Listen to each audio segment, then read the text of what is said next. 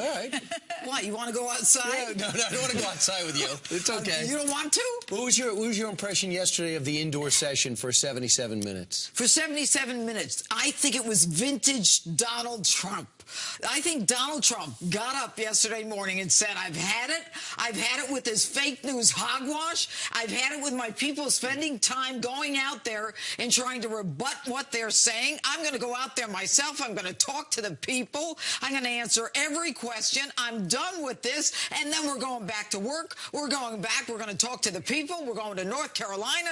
We're going to Orlando. Enough of this hogwash. You know, it's interesting. The day before, there was some pushback in the mainstream media because they said, look, over the last 3 appearances, he's only asked questions of conservative media outlets, whereas yesterday he took all comers, and they didn't like the fact that he was talking directly at them and not just calling them fake news, but calling them very fake news. Watch.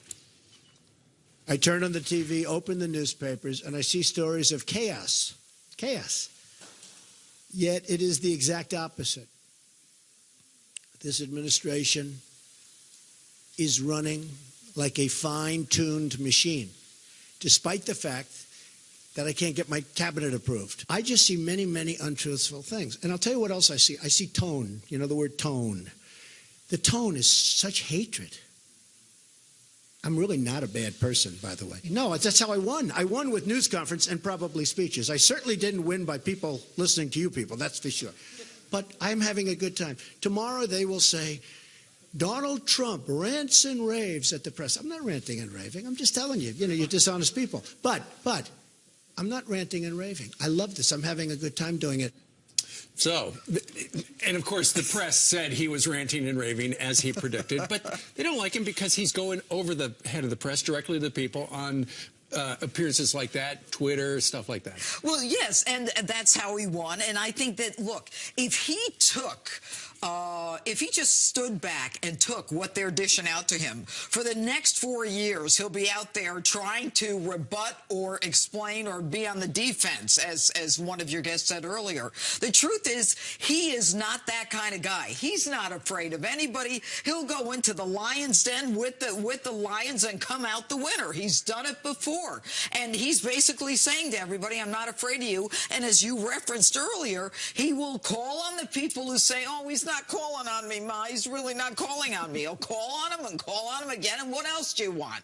And he had a sense of humor. And America loves that. And you know what? The left wing can go crazy. The media can go crazy. But for the first time, I think America is starting to understand, you know what? This fourth estate, this media, for which there is no real oversight, is not really telling us the truth. And this guy, if anyone is going to bring them down, it's going to be Donald Trump. Well, part of the problem for the stories that have come out regarding Russia and things like that, there's somebody inside the government who's actually got their hands on secret documents, and they're leaking it to the press. The press, you get that story, you're going to run it. But somebody inside the government, and yesterday Donald Trump talked a little bit about the leakers, they're going to find them and prosecute them. I don't think there's any question about that. And I had people predict that to me before Donald Trump took over as president, who said that there are people in the intelligence community who are so livid about what Donald Trump is saying about them that they will retaliate. And what you've seen is what they did. They were in a position to do it, and they leaked it. And this, by the way, they don't play around. And what the president has to do is make clear that he doesn't play around either and prosecute them for the leaks. I mean, this is classified information, serious stuff. And if they're going to play this game, and they are, because these are Obama people who are leftovers. And what Donald Trump needs to do is move into the bureaucracies and find out who the leakers are, because a lot of these people are very much embedded into the system. He has to find out who they are, and that's not going to be easy. Reince Priebus was just on with us, and he talked about the whole Russia situation and how he's dealing with it. I have talked to the highest levels of intelligence officials, and they have assured me that the New York Times story about constant contacts is grossly overstated and inaccurate. Trump saved the coal industry yesterday. These meetings, these days, these bill signings, these executive orders, they don't happen by accident. They happen because a lot of people are working very hard. but when you have to spend half your day putting out phony stories, obviously becomes a distraction. Jeanine, what's your reaction? And that's the truth. I mean, they've done more than any other president has done, I believe, in this short period of time. And I'm going to be doing my open on that this weekend. And yet they're constantly on defense. And they can't get their cabinet, a lot of the cabinet approved. And they want to do a job. And I think America's going to see they're going to do a job. And Ryan's just indicated what the president does. Look, this guy's a machine. He is a force of nature. You can't stop him. You criticize him, but you're not going to stop him. And Judge, let's talk about this group of ladies in Arizona. Their moms, their grandmothers, they're wearing T-shirts that say, haters gonna hate. They walk into Nordstrom because Nordstrom dropped Ivanka's line. They walk in there and they say, we wanna pick up the phone while we're in your store and we wanna cancel our accounts and we're gonna start shopping at Dillard's. They have a video of where they're holding wads of cash. I think we can play some of the video. Here it is, watch this. I've been shopping at Nordstrom's for 30 years, and because of your decision to drop Ivanka Trump, I will no longer shop at your store, nor will my husband or our 9 children or our 8 grandchildren. Going to Dillard's. Going to Dillard's. Headed to Dillard's to buy all kinds of stuff.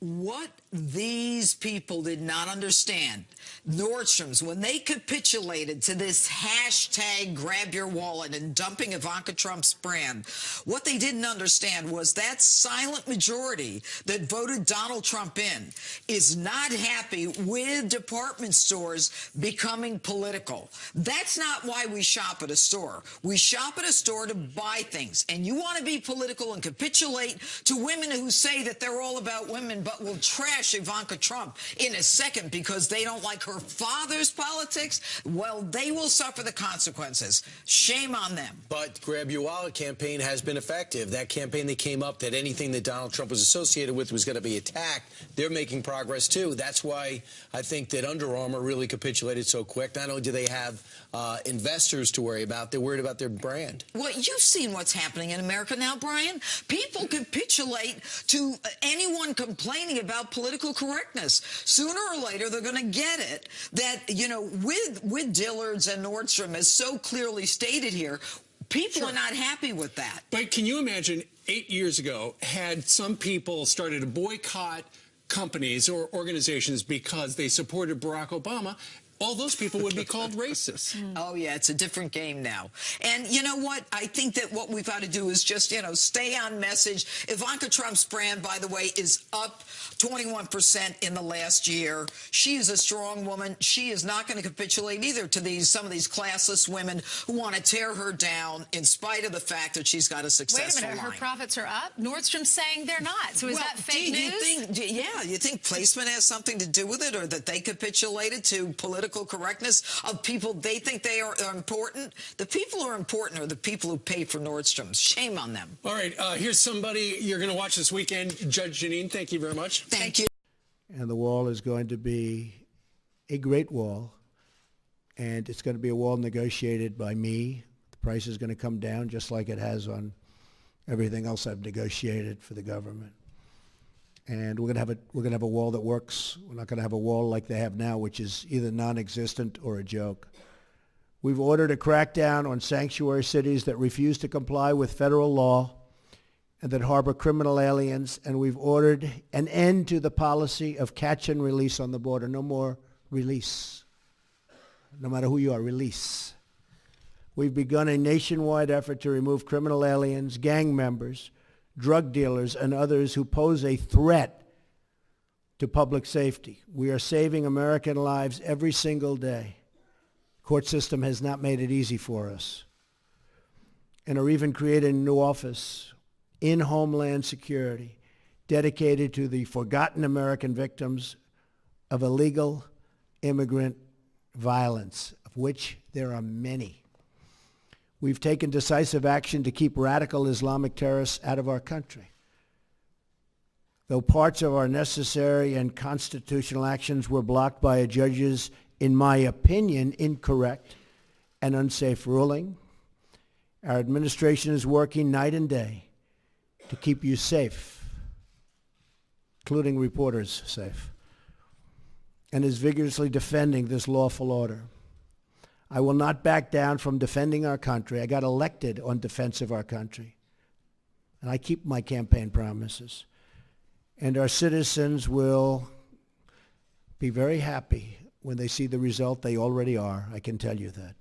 Extreme vetting will be put in place, and it already is in place in many places. In fact, we had to go quicker than we thought because of the bad decision we received from a circuit that has been overturned at a record number.